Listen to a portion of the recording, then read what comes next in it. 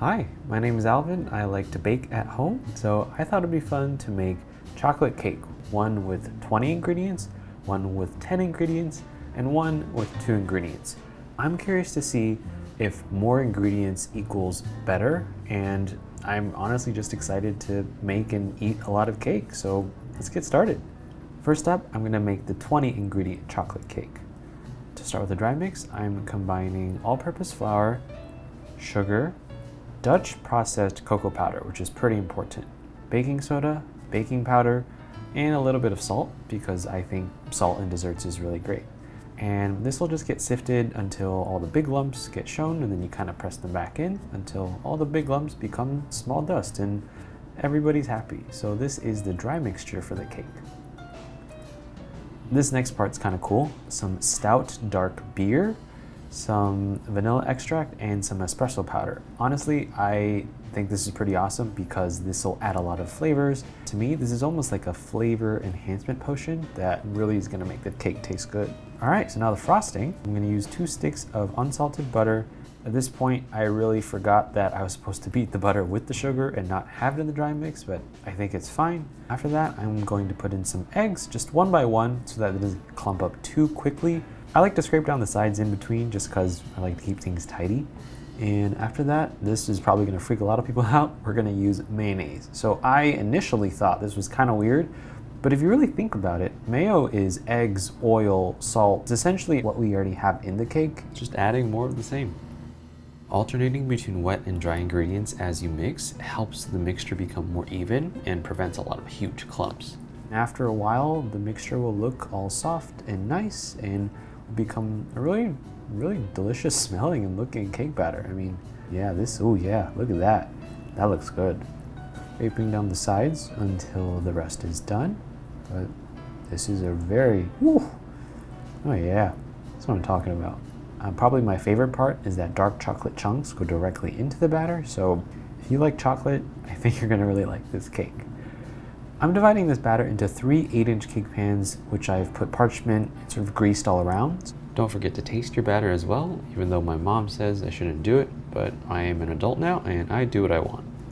I'm baking these in a preheated oven at 325 Fahrenheit until they're done. While the cake's bake, I'm gonna make the frosting. I'm gonna start with 3 sticks of butter, beating it up like it owes me money. Then I'm going to add in some vanilla, just for some flavor, as well as some more Dutch processed cocoa powder. I think it really makes a difference if the cocoa powder is Dutch processed. Cocoa powder is a lot darker and it just tastes so much more like really good chocolate. Some salt and some powdered sugar. Now, this has a lot of powdered sugar, so I'm making sure to add it a little bit by a little bit. And when it gets a little dry, I add milk. While I'm doing this, it kind of spilled all over my kitchen, so we're gonna skip past that part and go, wow, look, chocolate frosting done, woo! Okay. And the cakes are done, so I'm gonna pull them out of the oven. And I'm letting them cool on a wire rack just until they're able to be handled. And after they are, I flip them out onto a rack upside down.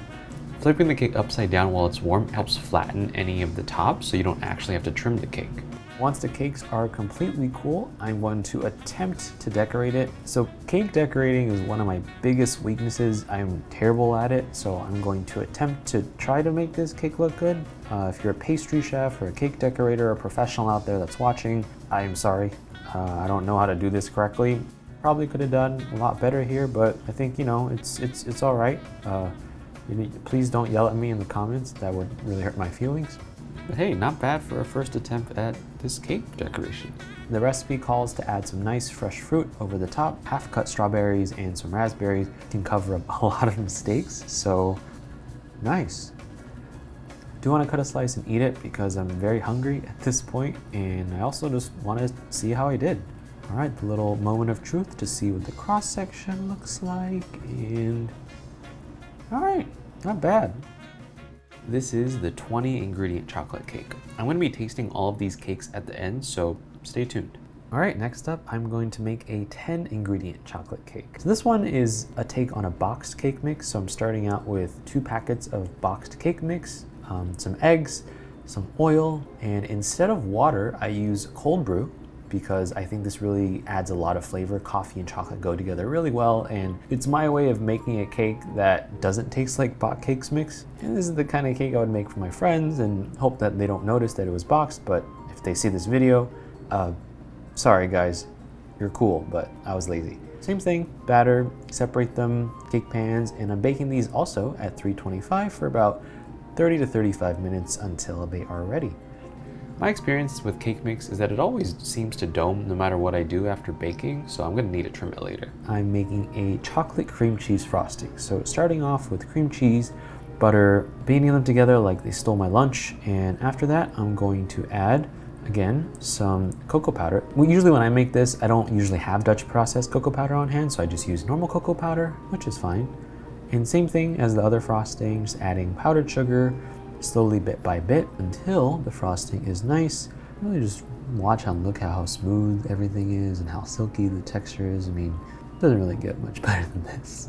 And to trim the cake, these did dome a little bit, so I'm going to do my best and trim it as much as I can.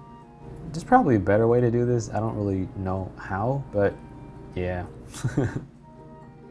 Okay, and to decorate, going to try to do this thing. I mean, it might have improved slightly from the first time around, but I will say this cake spinner thing or whatever that thing is makes it a lot easier, because then, you know, kind of fixes all the mistakes for me. So after this is as smooth as I personally can handle, to decorate, I actually like to put chocolate chips on the outside.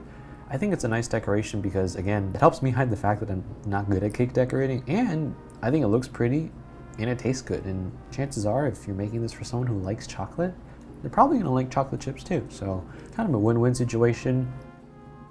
When all the chips are pretty much almost on, I like to use some parchment and kind of rub against the side so that it really shapes up the cake into a nice round shape. And after that, when you peel the parchment away, you kind of get a more aligned cake feel.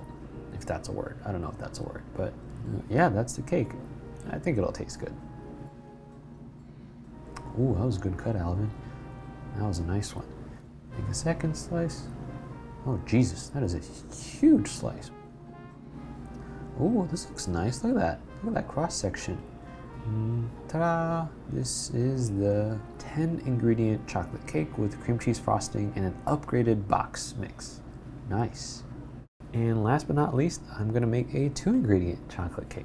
For this one, I'm starting off with a lot of chocolate bars, just breaking them into chunks because the goal is to put them in the microwave and heat them up until you can sort of melt them and become this really beautiful, silky chocolate puddle that you wanna jump in. And bloop bloop, some egg yolks, total of 8 egg yolks that I've separated from the whites. And this part, you know, might seem weird because everything's getting all chunky and clumpy, but that's part of the recipe. And with the egg whites that I've separated and kept out, I'm going to beat them until I get them to about soft peaks, not too hard until they're just looking like clouds. And yes, these do look like clouds. Nice. To first, I'm just gonna sacrifice a little bit to really whip into this chocolate egg yolk mixture just so that it becomes smooth. And slowly but surely whip in the rest of the egg whites until they're folded in and they're nice and smooth and it looks like that, and it looks good, looks good. And I'm gonna put them into a smaller cake pan, usually a springform pan, just because this cake isn't meant to be a triple tier cake. And this one goes into an oven, again, at around 325 for about 45 minutes. It's pretty dense. It rises a lot because the egg whites have a lot of air in them, but this will sink a little bit after it's cooled. So I'm gonna let this hang out here until it's nice and ready. Okay, so this one is cooled, and just trimming the top because it is kind of chunky and lumpy. This cake is definitely a little bit more dense than the other two because I think it's literally just chocolate and eggs. And now we're gonna make the glaze. This is just some melted chocolate, again, microwaved and heated until it's nice and smooth. Oh yeah, that's smooth. And you guys are probably gonna get mad at me because technically this is a third ingredient. I'm adding a little bit of water because I'm making a ganache, which you can do with water and chocolate. And just, even though they don't mix, if you keep stirring, it'll become smooth and glossy and silky, just like that. Technically, water is a third ingredient, but guys, it's water. Please help me out here. I'm a little bit more relieved because I don't have to decorate it as nicely as the other cakes, and just try to cover this whole cake in make that. Ooh, yeah, that's a nice, good one. Kind of digging the swirl design. I don't know why. I came up with it on the spot, and it's fun to do. I will say it is very, very fun to do. But yeah, I probably could have definitely made that look a little bit better. But again, this is a 2-ingredient chocolate cake. I just think it's really awesome that this entire chocolate cake is just 2 ingredients, eggs, chocolate, and water. This is a 2-ingredient or 3-ingredient chocolate cake, depending on how mad you are at what I did. So time to taste. Starting with the 20-ingredient chocolate cake, this is really good. It's super chocolatey. All the other stuff we put in it, like the beer and the mayo, it really just kind of adds up to something really, really great. Eating the 10-ingredient one, the cake itself is still really good. The frosting is different because we use cream cheese, and the chocolate chips add a really nice touch. The 2-ingredient cake is probably the most interesting out of all of them. It's got a more dense, cakey texture. The taste itself is really good. It's basically like 90% chocolate, so it's really chocolatey. So does the ingredient amount matter?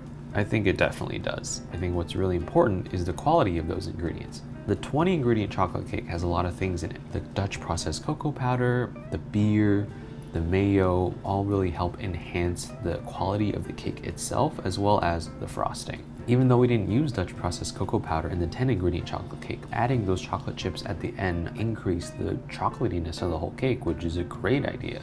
And the 2-ingredient chocolate cake punches far above its weight class. It has 10 times less the ingredients of the 20-ingredient chocolate cake, but compared flavor-wise, it's really, really good, even though it's not that same soft cake and frosting texture. No matter how many ingredients you want to make your cake with, if you use really good ingredients and choose ingredients that add a lot of value, I think you're going to end up with a great cake. I'll see you guys next time. Happy baking!